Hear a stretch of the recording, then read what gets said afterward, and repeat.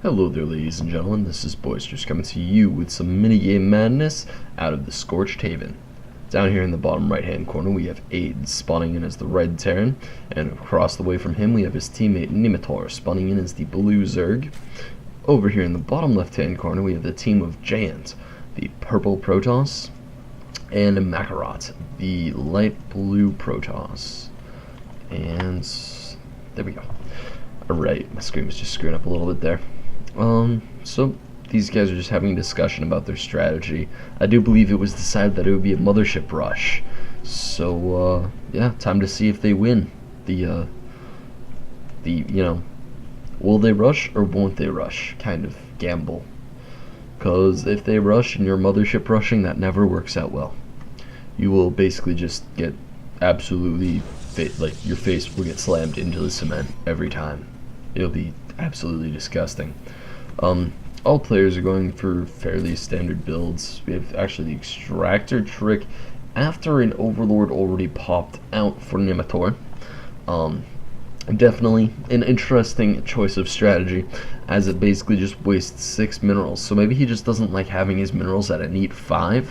And if that's the case, I would say, go play Brood War. You collect your minerals in 8 there. So you will actually never hit a 5 unless you cancel a building on a 5. Anyway, we have the spawning pool going down before anything else, and that's like a 15 pool. Yeah, 15 pool. Yeah, really nothing all that interesting going on. We have 2 racks from our Terran player, so it looks kind of rushy. I don't know, this is an iffy build, just because 2 ranks can be like kind of an all-in push.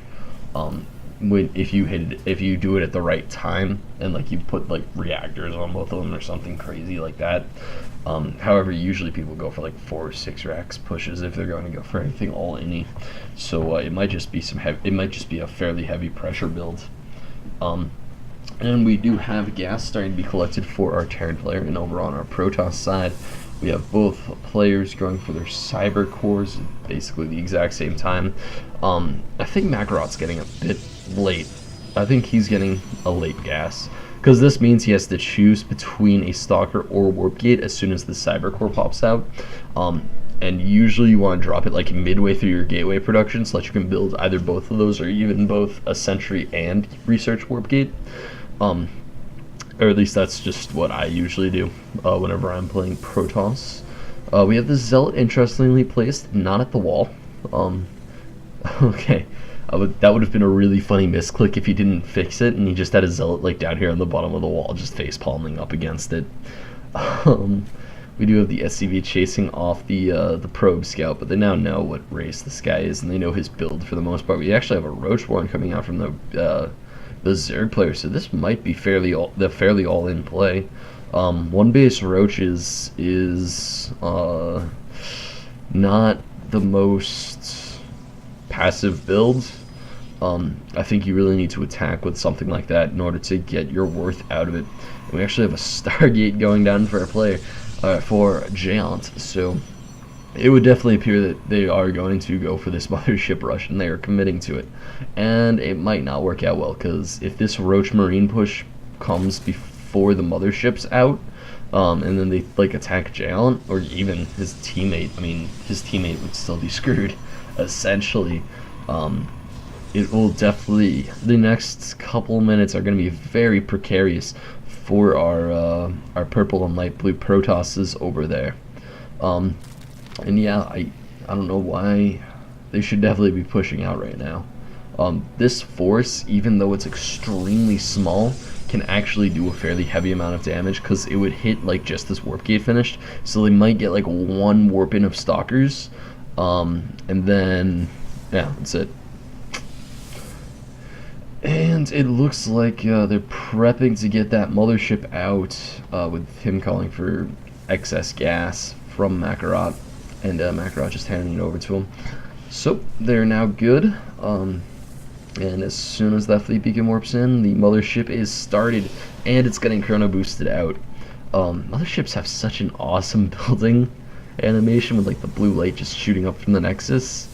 but I digress.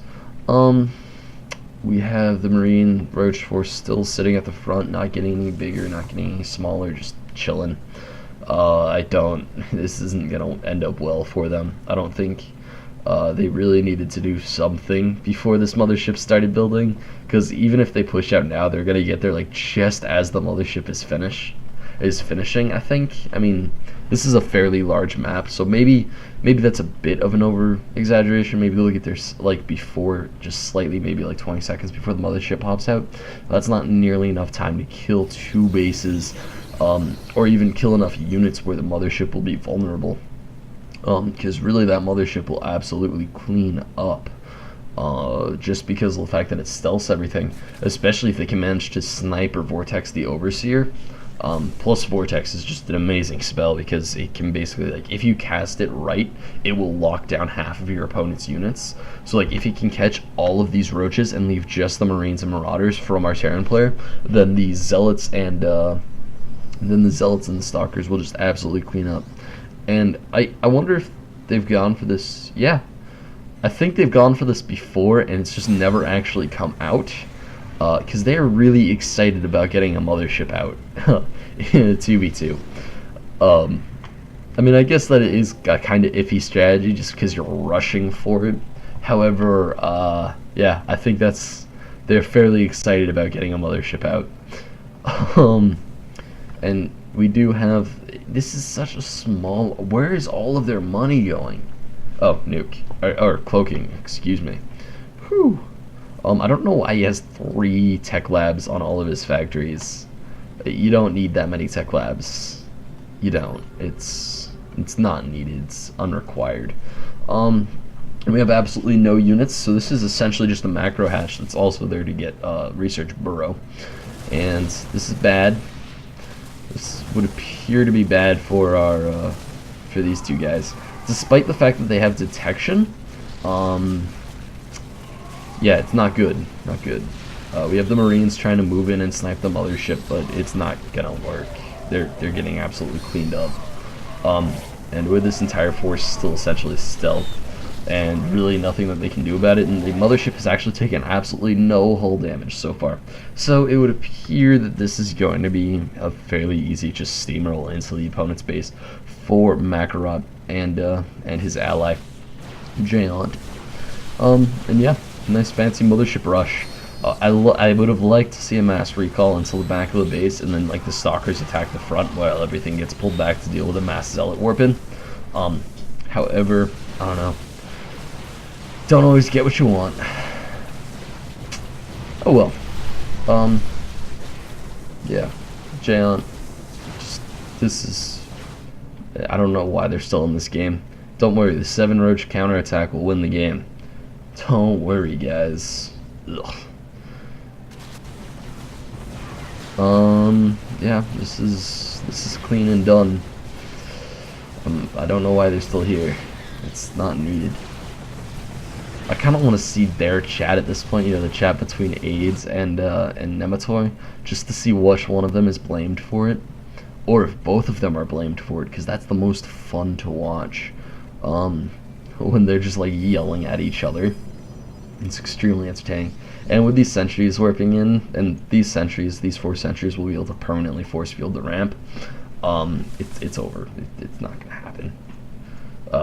Yeah, it's not gonna happen. 4 sentries permanently force fielding a ramp is too much. Too much. Can really just leave the game. I mean, he has Zealots in your base. Do these Zealots even have speed? No, they do not. These are literally just slow Zealots, just running around cleaning everything up and tearing this hatchery to pieces, just punching the hatchery in the face. Yeah. And as these roaches get cleaned up, I would be amazed if he continued playing this game out. Absolutely amazed. I don't know why it's not gonna work. I mean, you don't have burrowing claws, and there we go. Alright, so anyway guys, congratulations to Jayant and Makarot. You can check out any other games that I've commentated over at youtube.com/user/boisteroussc2. And you can send in any games that you want commentated over into boisteroussc2@gmail.com. I'm also think I'm commentating a tournament later today at around 5 p.m. EST.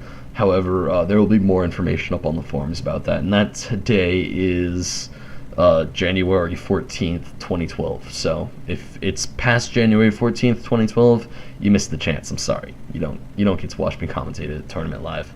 However, I won't be there for the entire time just because the Pats are playing the Broncos. I'm sorry.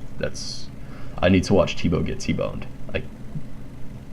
I'm sorry. I can't miss an opportunity like that. So anyway, guys, this is Boisterous signing out.